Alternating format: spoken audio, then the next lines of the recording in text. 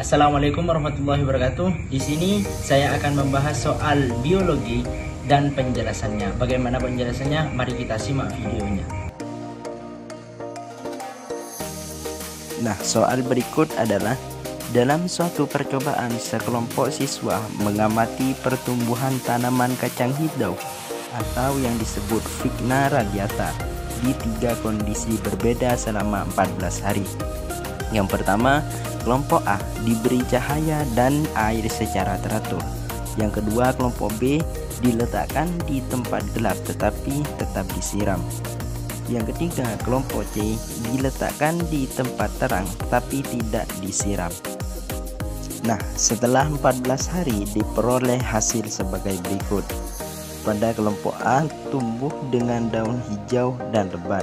Di kelompok B tumbuh memanjang tetapi daun pucat. Sedangkan di kelompok C tidak menunjukkan pertumbuhan berarti. Nah, pertanyaannya, manakah kesimpulan yang paling tepat dari hasil percobaan tersebut? A. Cahaya tidak memengaruhi pertumbuhan tanaman. B. Tanaman tidak membutuhkan air untuk fotosintesis. C. Tanpa cahaya, tanaman tetap tumbuh optimal. D. Air dan cahaya sama-sama penting untuk pertumbuhan tanaman. E. Tanpa cahaya, tanaman tumbuh dengan baik karena etiolasi. Nah, pembahasannya adalah kelompok A tumbuh normal karena memperoleh cahaya dan air. Nah, 2 faktor penting dalam proses fotosintesis dan pertumbuhan.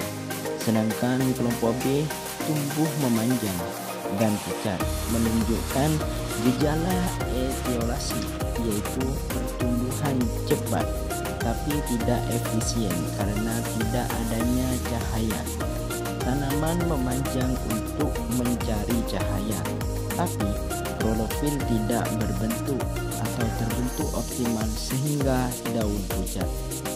Nah, pada kelompok C yaitu tidak tumbuh karena kekurangan air, padahal cahaya tersedia.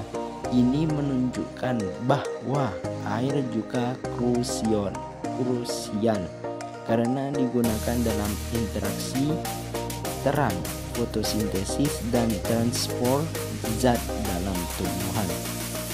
Jadi kesimpulannya adalah bahwa air dan cahaya sama-sama penting untuk pertumbuhan tanaman secara optimal.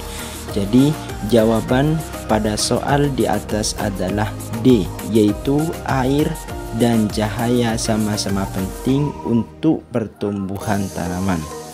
Berikut pembahasan soal biologi dari saya. Simak soal biologi berikutnya. Oke, mari kita simak soal biologi berikutnya. Masmi Rabiullah dan guru pengajar Husnul Khotimah. Soalnya adalah seorang siswa melakukan percobaan fotosintesis menggunakan tanaman air Elodea. Ia meletakkan tanaman tersebut dalam akuarium kecil berisi air jernih dan menambahkan larutan NaHCO3 sebagai sumber karbon. Akuarium kemudian ditempatkan di bawah lampu dengan intensitas cahaya yang bervariasi setiap 30 menit. Yang pertama rendah, sedang, dan tinggi, sambil menghitung jumlah gelembung oksigen yang dihasilkan selama 5 menit pada tiap perlakuan. Hasil percobaan menunjukkan bahwa jumlah gelembung oksigen meningkat seiring dengan peningkatan intensitas cahaya.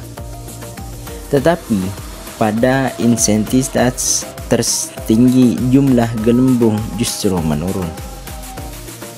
Pertanyaannya, berdasarkan hasil percobaan tersebut, manakah pernyataan yang paling tepat? A.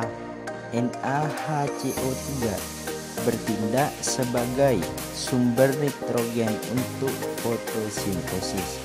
B. Jumlah gelembung oksigen mencerminkan laju respirasi tanaman. C. Penurunan jumlah gelembung pada intensitas tinggi disebabkan oleh rusaknya klorofil. D. Fotosintesis tidak memerlukan cahaya sehingga hasil tidak dipengaruhi intensitas cahaya. E. Fotosintesis meningkat terus-menerus seiring peningkatan intensitas cahaya tanpa batas. Oke, mari kita simak pembahasan dari pertanyaan di atas tersebut. Jadi, pembahasannya adalah NaHCO3 adalah sumber karbon, bukan nitrogen. Berarti pilihan ganda jawaban A adalah salah. Yang kedua, gelembung oksigen mencerminkan laju fotosintesis, bukan respirasi. Berarti jawaban di pilihan ganda B salah. Penurunan laju fotosintesis pada intensitas cahaya tinggi bisa disebabkan oleh fotoinhibisi atau kerusakan klorofil akibat cahaya berlebih. Berarti pilihan ganda di jawaban C adalah benar. Fotosintesis memerlukan cahaya, terutama pada interaksi terang. Jadi jawaban pada pilihan ganda D adalah salah. Ada batas optimal intensitas cahaya.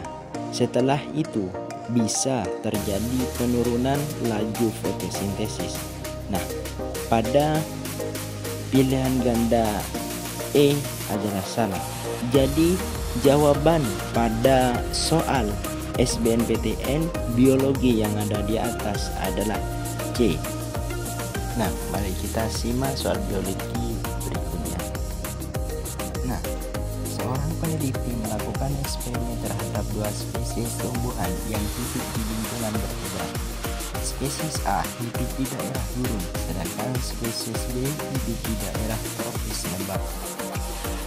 Peneliti menanam kedua spesies tersebut dalam kondisi lingkungan yang sama di laboratorium dengan pengaturan suhu, cahaya, dan kelembapan yang seragam. Ia mengamati perbedaan morfologi dan proses fisiologis keduanya. Spesies A menunjukkan struktur daun yang kecil dan tebal, stomata yang jarang dan tersembunyi di belakang daun. Sementara spesies B memiliki daun lebar dan tipis, serta stomata tersebar di seluruh permukaan bawah daun. Ketika diuji laju transpirasi dan laju fotosintesis, spesies A memiliki laju transpirasi yang rendah tetapi tetap melakukan fotosintesis secara efisien, sedangkan spesies B menunjukkan laju transpirasi tinggi.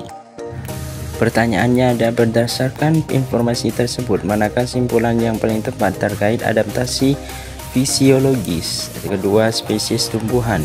A. Spesies A memiliki jalur fotosintesis C3 yang lebih efisien di daerah kering. B. Spesies B mengalami modifikasi morfologi untuk mengurangi penguapan. Spesies A cenderung melakukan fotosintesis pada malam hari untuk efisiensi air. D. Spesies B memiliki adaptasi fisiologis untuk menyimpan air di jaringan daun. E. Spesies A memiliki jalur fotosintesis lebih tinggi karena mempunyai daun yang tebal.